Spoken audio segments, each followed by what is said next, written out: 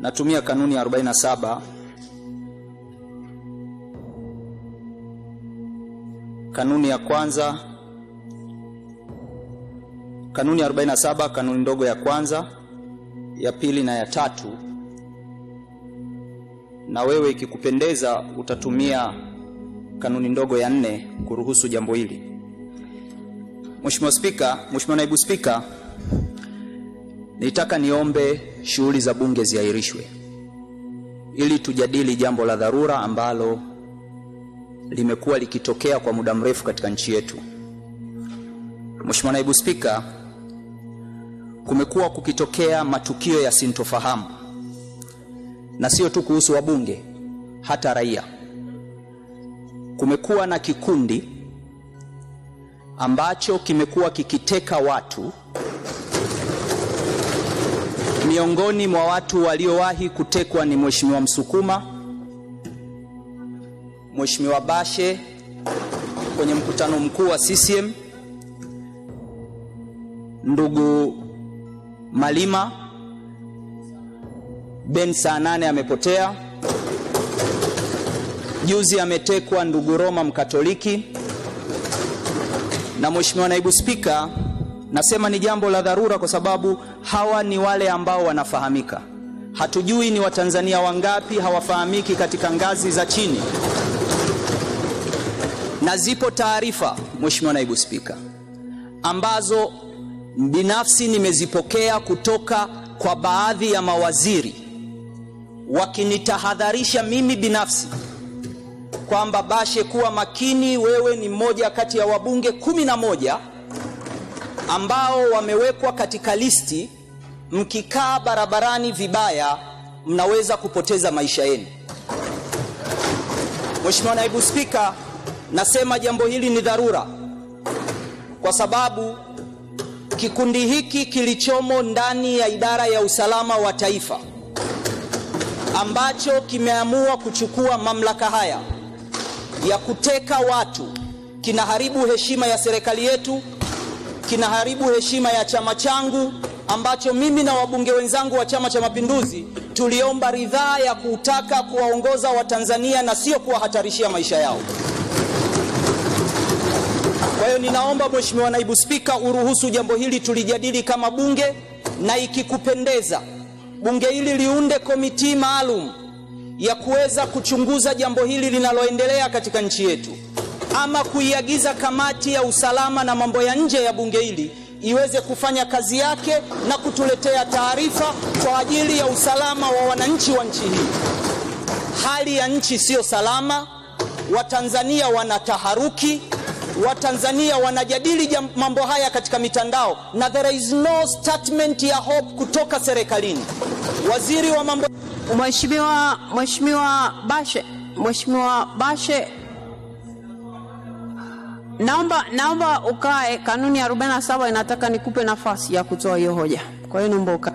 Sema tena, siamini kabisa kama kuna vyombo Tanzania kwa maana ya jeshi la polisi au idara ya usalama wa taifa au magereza au jeshi lolote wanaofanya kazi kwa mitindo hii. Siamini.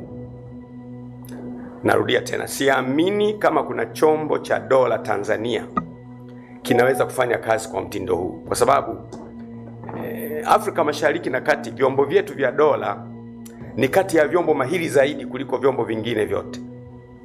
Na siamini chombo cha dola eti kwenda kumchukua mtu kwenye hoteli na mkajitambulisha kwamba ni chombo cha dola, alafu huyo mtu akaondoka, alafu akaokotwa ametupwa, si watasema ni nyie?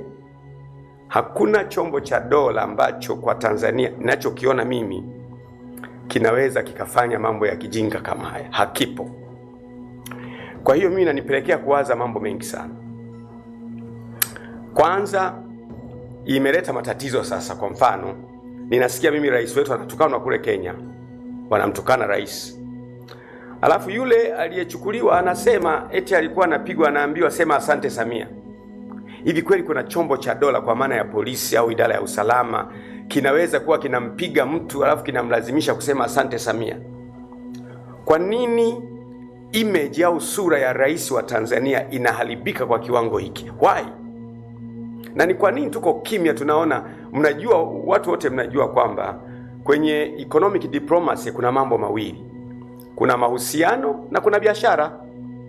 Sasa mahusiano ya nchi na nchi yanapoharibika, biashara itakwendaje? Italeta matatizo makubwa kabisa. Na mpaka sasa umefika wakati tunaongelewa kwenye mitandao nchi yetu kama ni mahala pa hatari. Hii inaathiri mambo mengi sana. Kwanza inaathiri utalii wetu. Watu wanaanza kuona Tanzania si mahala salama. Mtu unaweza kuchukuliwa kwenye hoteli na ukatupwa. Watu wanaanza kuona Tanzania sio mahala salama. Why? Mtu unaweza kuchukuliwa ukatupwa na watu wanaojitambulisha watu wa vyombo. Mimi nataka niseme, lengo langu la kuongea ni kusema mimi sikubaliani na vitu hivyo 100%. Hivi vinaitwa vya kijinga, havifai kutajwa kwenye jamii ya Tanzania. Na pengine mtu ataniuliza, wewe ni mbunge, kwa nini hujaongea bungeni? Watu wanasipenda kusema hivyo. Leo bungeni kuna dakika za kikanuni za kuongea, dakika 10 mpaka 14 tu. Huwezi kuweka hoja kama inayotaka kuiweka. Hata ukiongea kwenye kamati uwe kwenye kamati husika. Lakini pia leo siongei kama mbunge. Anayeongea hapa ni mtu yule yule, lakini siongei kama mbunge. Mwingine anasema, sasa wewe kwa nini usiongee kama mneki wa CCM? Ni kweli mimi ni mneki wa CCM, ila leo siongei kama mneki wa CCM. Mwingine anasema, wewe ni askofu, kwa nini usiongee kama askofu?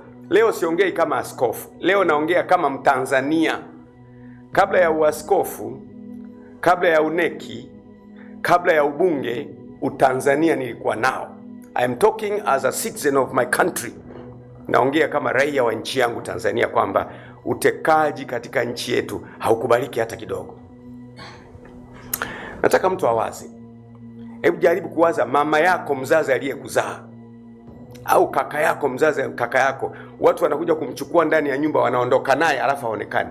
Mimi siongei kwamba wale wanaopotea wana makosa au hawana makosa. Makosa yao siyajadili, kwa sababu sio kila kosa adhabu yake ni kifo au kutekwa. Kwa mfano, wewe una mwanao na mtoto wako kabisa amekosea, labda ametukana serikali au amefanya uhalifu, amefanya hivi. Taratibu zinazotumika ni kumchukua mtu huyu, kumarrest, kumpeleka mahakamani, ahukumiwe na mahakama.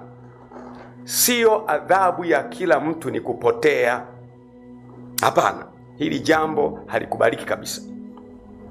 Na sasa ni nani anayefanya haya mambo sasa? Hii ndiyo hoja yangu. Kumbuka hoja yangu mimi ni utekaji na ushauri kwa taifa.